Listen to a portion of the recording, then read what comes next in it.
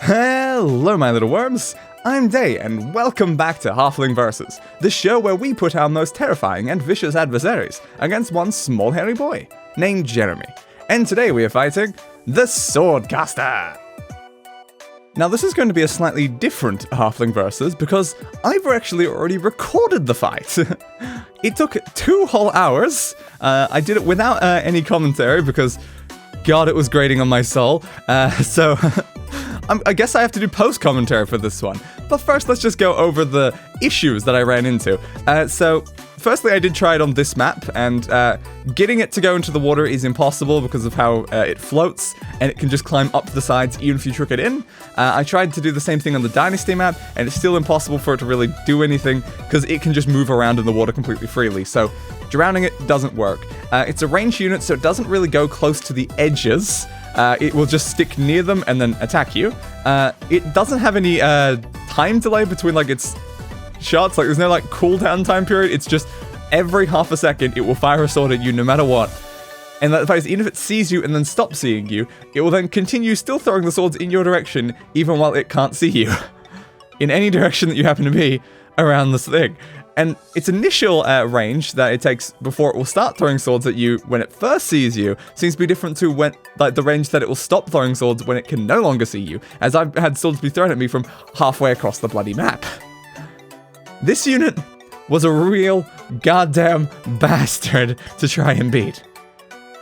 And now to quickly show you what I was talking about, you can see how it's not drowning in any way. It can just stand here. Technically, if it goes all the way over there, it will fall off, but getting it to actually do that is pretty impossible in an actual match. But yeah, it can just, at any point, just go like this way, and then if it goes up to the wall, it just floats straight up it. So there is literally no threat in it going down into the thing whatsoever. And look, now that Jeremy's here, it'll just immediately throw swords at Jeremy and defeat Jeremy. Jeremy takes 1 to 2 swords, like, maximum to be taken out. And it will just keep throwing forever. It's so annoying. And when I mean it will not stop throwing swords, I really mean this thing will keep throwing swords over and over again.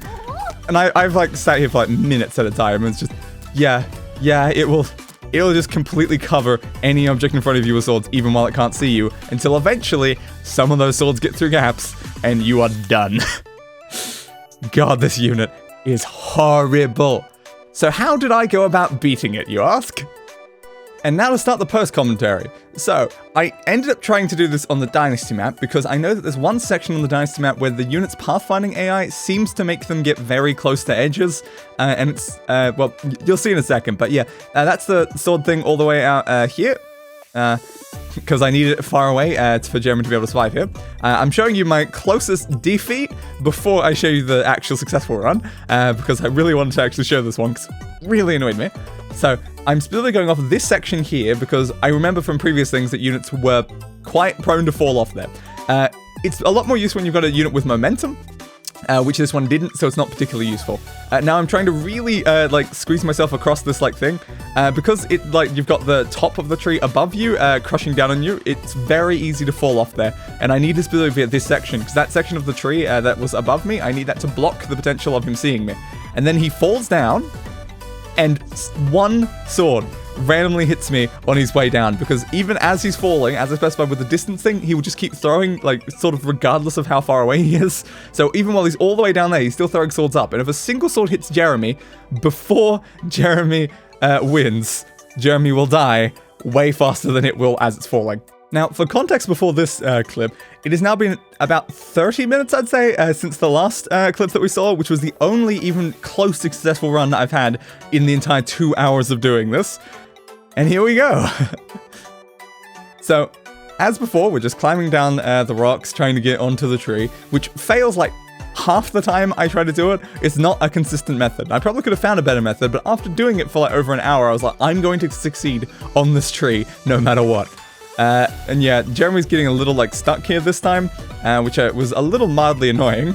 But I'm mostly okay now, and now all I'm doing is just trying to stay on this thing, which you'll notice that even turning the camera will move Jeremy's legs, potentially fall off, but I'm staying here and waiting for the unit to hopefully walk far enough down that they will start to fall, at which point, then I'll have to start dodging blades while it's falling.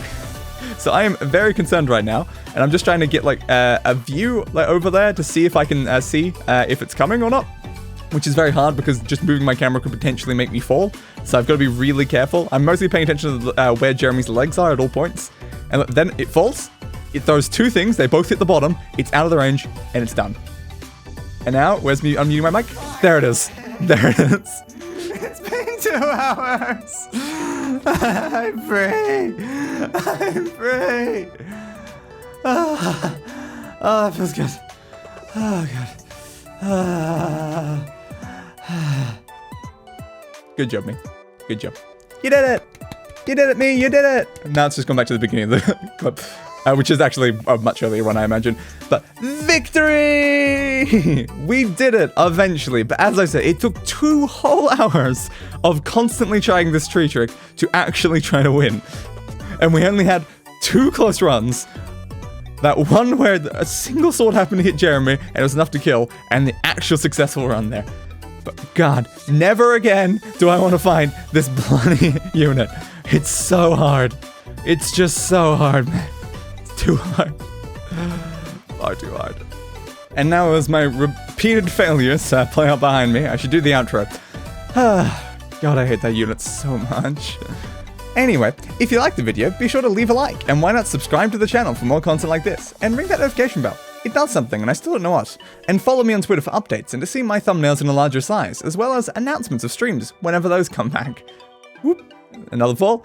And I'll be seeing you guys in the next one against whatever unit that will be. Hopefully not one that takes 2 whole hours of fighting over and over again to actually try to beat.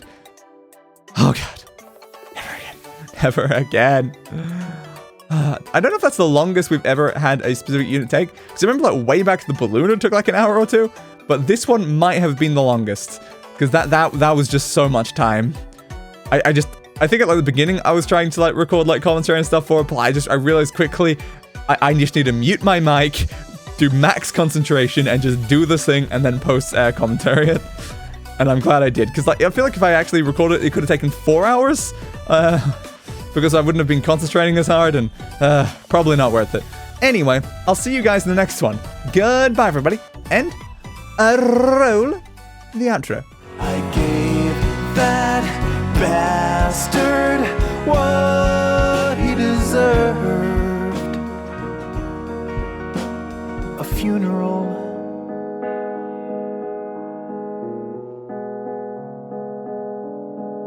Fit for a king.